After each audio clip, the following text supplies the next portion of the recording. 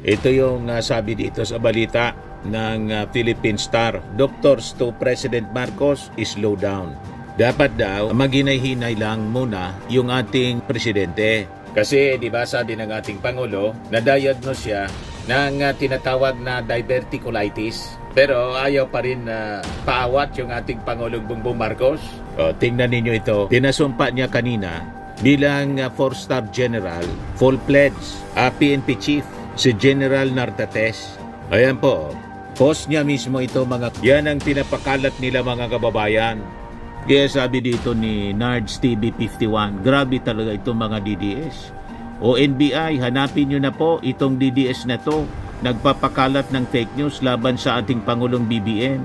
Ipakalat po natin mga ka-BBM para makarating sa kinakaukulan. Nagpapagang mga balita at pagtalakay sa mga isyu ng lipunan. Bulsa!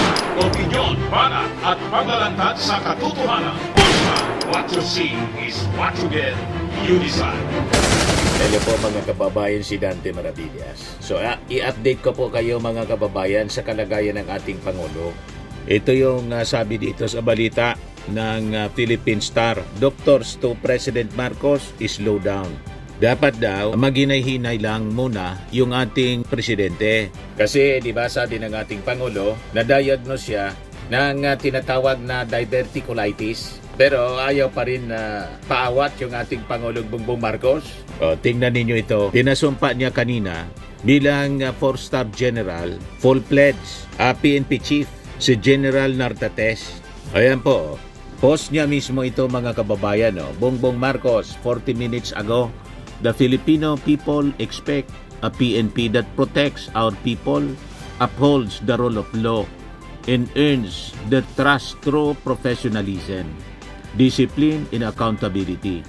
Under General Nartates's leadership, I am confident that the PNP will continue to strengthen peace in order and serve every Filipino with integrity. Malacanang Palace, Manila, January 28, 2026.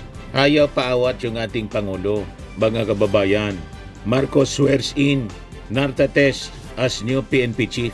Ina-update ko po kayo ng kalagayan ng ating Pangulo, ng kanyang kalusugan. Kasi sige po pakalat na naman ng mga fake news peddlers, ng mga balita na alam naman natin pong fake news peddlers nga eh. Yung mga DDS po, yan o, pinapakalat nila, by gatas, mid-timbang.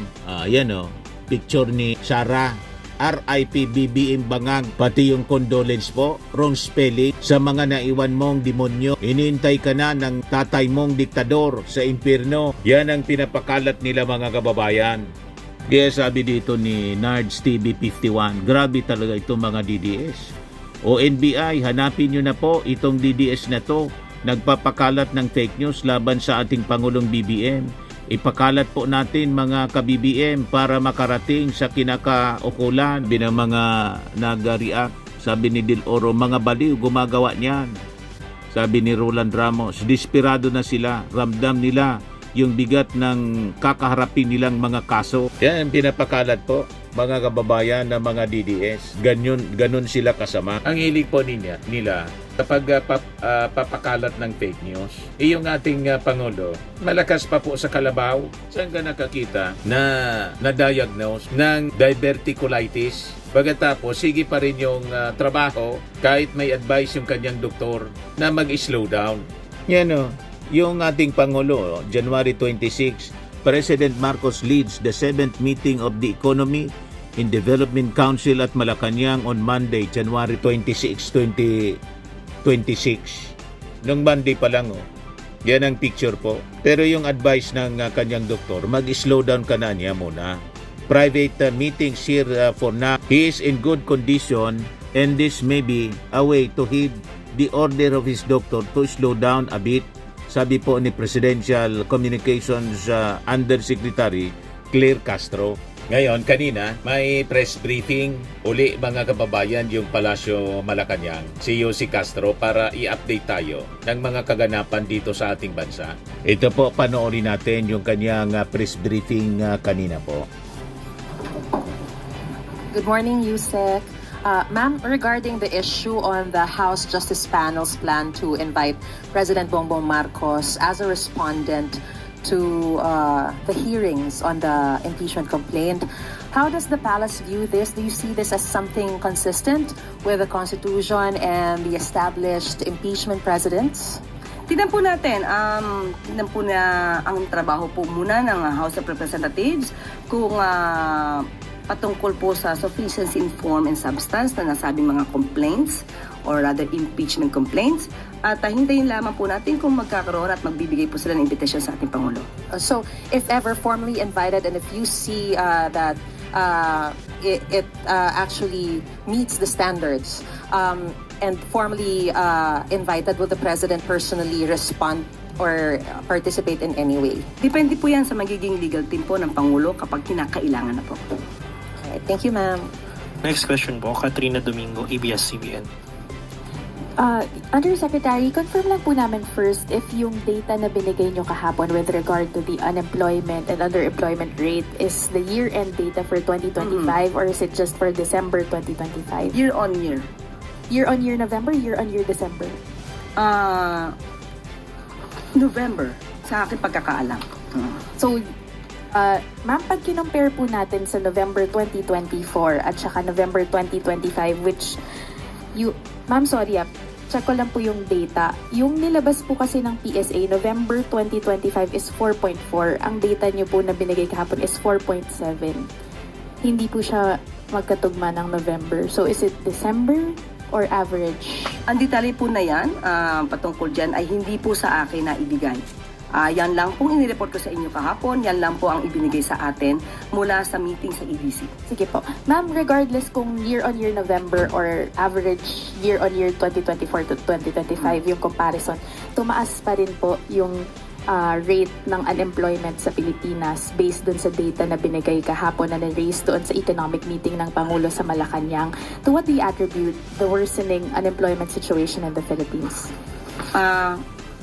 Katulad nating mga na-report noon, marami pa rin po naman ng mga kababayan natin ang nabibigyan ng trabaho dahil sa pagsusumikap na rin po ng DOLE at ng ibang ahensya ng pamahalaan. Ang mga resulta pong yan ay maa-attribute po natin kung may pagbabaman po sa employment rate.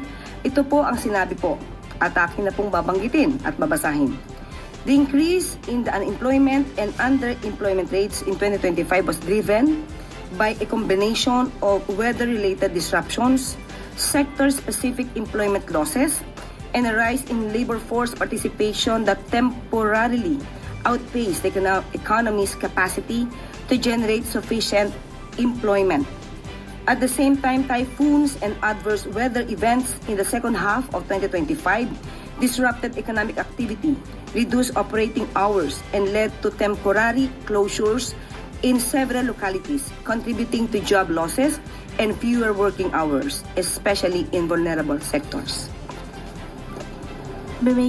Basahin ko na rin po ito para po baka matugunan yung inyong katanungan kanina. On annual basis, the unemployment rate rose to 4.2% in January, rather in 2025, January to November 2025, from 3.8% in 2024.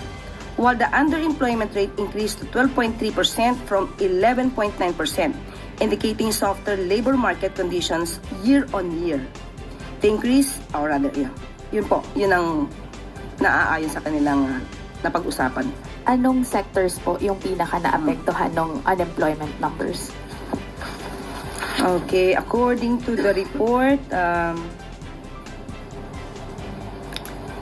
underemployment, while improving toward the latter part of 2025, remained a concern as a significant share of workers were absorbed in part-time, seasonal, or informal jobs, reflecting job quality issues and skills mismatches. The sectors hardest hit were largely those most exposed to demand fluctuations and mobility disruptions, like accommodation and food service activities, and wholesale and retail trade, and faced weaker demand conditions, supply chain disruptions, and climate-related shocks, and other activities like manufacturing and agriculture and fishing. Ma'am, last question from my end. What is the administration doing to address contractions in the construction sector considering the flood control investigations in place, as well as reports of tourism woes in areas where there should be high tourism employment, but there seems to be some dwindling of some sorts because Filipinos are now traveling abroad, citing higher or more expensive costs when traveling within the Philippines? Ang gusto naman po ng Pangulo ay paangatin pa rin ang ekonomiya natin. Yun po ang target, katulad ng binanggit po natin kahapon. So lahat po na maaaring gawin ng ating mga ahensya para mas makapagbigay pa po ng trabaho sa ating mga kababayan, mapaigting ang turismo sa Pilipinas, yan po ang bilin ng ating Pangulo. Next question po, Christian Yusores, DZMM. Good morning, Yusek. The President skipped the event earlier this morning here in Malacanang, and Executive Secretary Ralph Recto mentioned na in-advise po ng doctors na magpahinga po muna si Pangulo for a week. Can you provide us po kung ano po yung specific improvements sa kalusugan ng Pangulo based on the notes of his medical team? Ngayon po, umaten po siya sa oath-taking po ni General Natatis Jr. Kaya masasabi po natin na gumaganda, umiigi, umaayos po ang kalusugan ng Pangulo. Matapos po siyang ma-diagnose ng doktor patungkol sa diverticulitis. Wala po ba siyang na-mention kung nakakaramdam po ulit siya ng mga pain or any pananakit sa katawan? Sa akin, personally po, wala po. One last lang, ma'am. May kumalat din po kasi na message yesterday to some reporters saying the President's acute diverticulitis has deteriorated severely due to drug use. Nagkaroon din umano ng cyst and showed clear sign of perforation, which could lead to a life-threatening complication if not addressed immediately. How true is this, ma'am? Anong source natin yan? May mga survivor lang po, ma'am, may mga nakareceive po sa iba sa amin from a unknown number. Kung unknown number yan, di unknown. Mga DDS fake news fiddlers na naman po. Kung ano-ano na lang, mga kababayan, ang pinagagawa nila na pinapakalat na fake news kasi ang gusto nila mamatay na ang ating Pangulong Bongbong para iupo si Sara, para tuloy ang korupsyon. Di ba? Ituloy natin yung press briefing. Hindi ng source niyan. So kung ano ng source niyan, so malamang gumagawa ng kwento yan. So huwag natin masyadong paniwalaan ng mga kumakalat sa social media nang walang hindi verified at walang ibang source. Last na lang, ma'am. Can we expect the President po na umattend ng mga activities outside the palace this week or next week? Sa ngayon po, hindi po natin masasabi. At ang sabi nga po ni E.S. Ralph Recto ay pinapa-relax muna ang ating Pangulo. Pero sabi po natin, umattend po siya ng activity ngayon, nakakapagkaroon po siya ng private meetings. So umiigi po ang kalusugan ng Pangulo. Thank you. Reminder lang po, one question and one follow-up. Next po, Tuesday New, DCW. Hi ma'am, follow-up lang po sa health condition ni Pangulong Marcos. Yung kumalat po ay unknown source. Mayroon po akong source, doktor po ito sa St. Luke's. So siguro naman po ay credible ito. Although hindi ko siya pwedeng pangalanan for the obvious reason. Pero hindi po ba mas makabubuti kung magbigay na lamang po ng medical bulletin ang mga doktor ng Presidente para malaman po ng taong bayan yung tunay niyang kalagayan, since nag-aalala po ang lahat para sa kanyang kondisyon dahil siya po yung ating ama ng bayan. Kung doktor po yun ng St. Luke's, siya po ba ang doktor ng Pangulo? Hindi po tayo maaaring magbigay ng anumang opinyon kung hindi naman manggagaling mismo sa doktor ng Pangulo at hindi manggagaling sa Pangulo. Sinabi po ng Pangulo, hindi po life-threatening, nakaramdam po siya ng konting sakit, at yan naman po ay tinutugunan ng kanyang mga doktor. At ngayon po ay nakikita natin siya sa iba-ibang activities katulad po ng oath-taking sa harapan po mismo ni General Natates, makikita at naka-attend pa po siya ng EDC. Halos umabot po yata ito ng 2 oras. So, hindi po tayo makakatugon sa mga source na hindi nababanggit kung kanino galing. Yung medical bulletin from the doctors themselves po, hindi pa pwede mas makabubuti kung sila na mismo ang magbigay ng medical bulletin. Sa ating pagkakaalam po, pagka naglabas ng medical bulletin, dapat si serious illness. Kung sinabi ng Pangulo na hindi ito life-threatening, so ba't kailanganin po sa ngayon ang medical treatment? Medical bulletin. Samantalang kami naman po ay nagpo-provide sa inyo kung ano ang kalagayan ng kalusugan ng Pangulo. Mas reliable po kasi pag doktor ang nagsalita, ma'am. Mas liable po siguro mismo ang Pangulo nagsasabi kung ano po ang kanya nararamdaman. Pero hindi naman siya doktor, ma'am. Sorry. Pero siya, at katawan niya naman po yun. Okay. Next question po.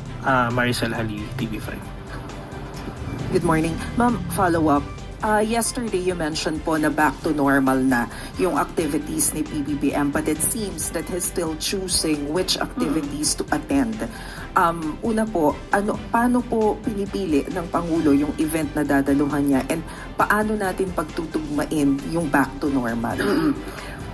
Nung mga nakaraan po kasi nakita niyo naman po, magpupunta siya sa Antique, tapos susunod sa Negros Occidental. Isang araw lang po yun. Tapos susunod po, may meeting sa hapon.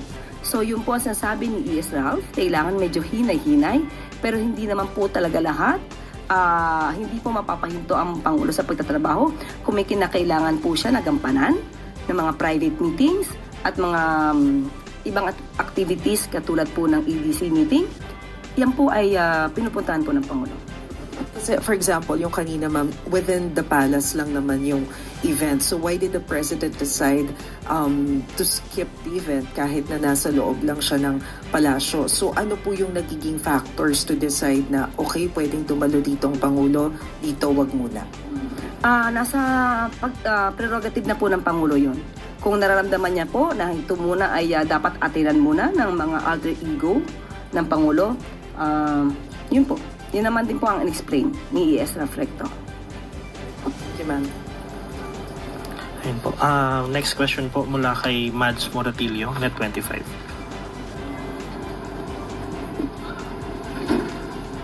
Hi, ma'am. Ma'am, kahapon nagkaroon ng meeting si Davao City Mayor Baste Duterte and Chinese Ambassador to the Philippines, Chin Kwan.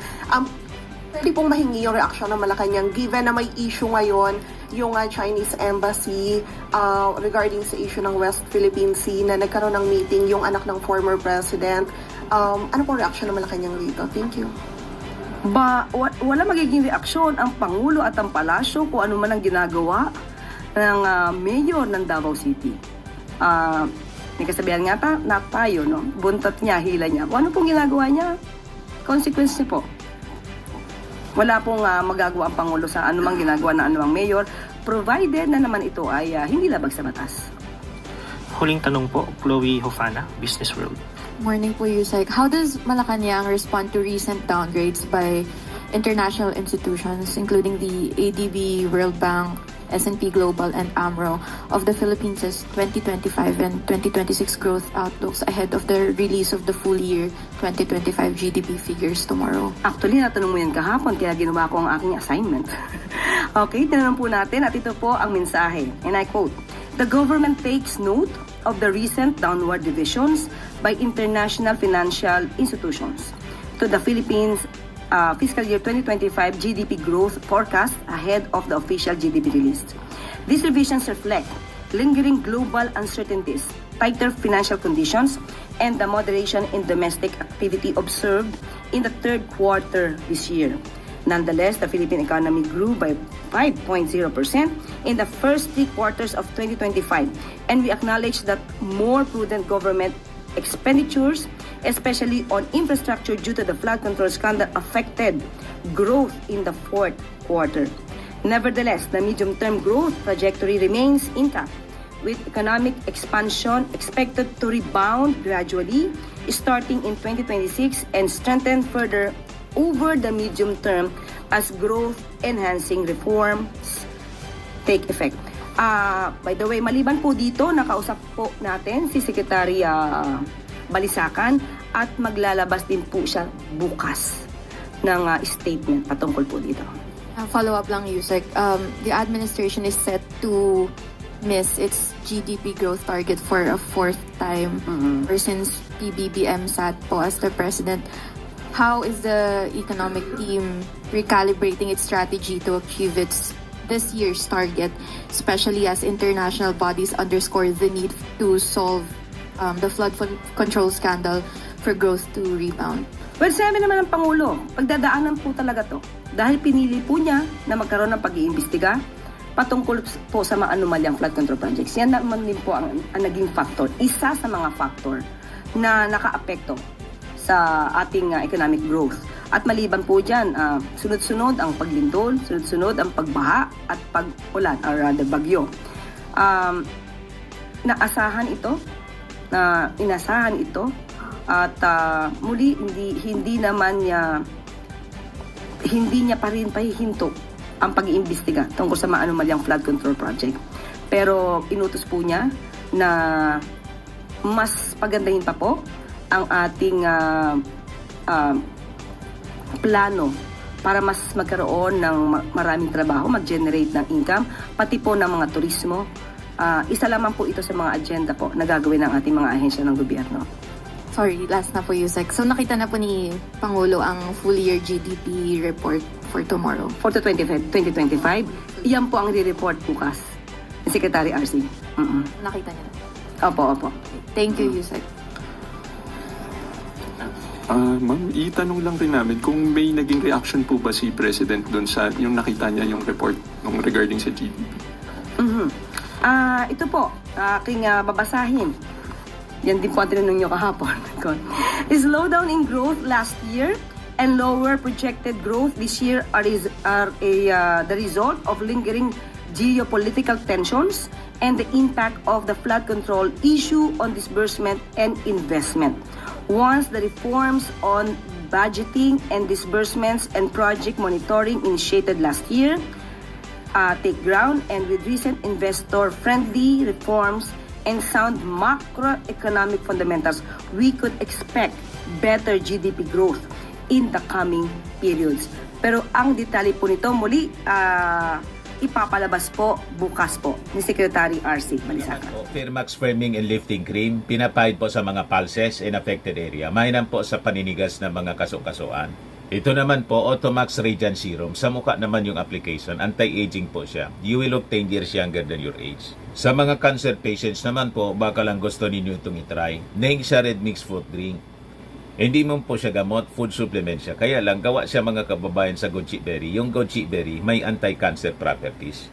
O ngayon, yung mga inquiries ninyo, dumiritso na lang kayo sa aming messenger sa Facebook para masagot namin agad. Ayos pa?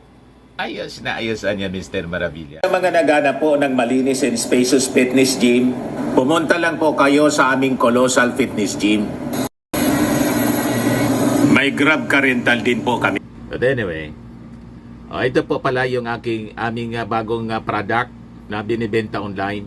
I am worldwide amazing pure organic barley powdered drink mix from Australia. Negosyo to ng aking anak na architect entrepreneur Riz Maravillas. Ayan po. Kontakin na lang po ninyo siya, Riz Maravillas on Facebook. Ang mga health benefits niya, boost immunity, improves digestion, enhance energy levels, packed with antioxidants, prevent cancer. Ito naman po yung bago naming product na binibenta online. Eye Glow Serum, whitening po siya. Tingnan ninyo yung epekto sa aking anak na architect before and now. Yung mga inquiries po ninyo, dumiretso na lang kayo sa kanyang Facebook account, Riz Maravillas.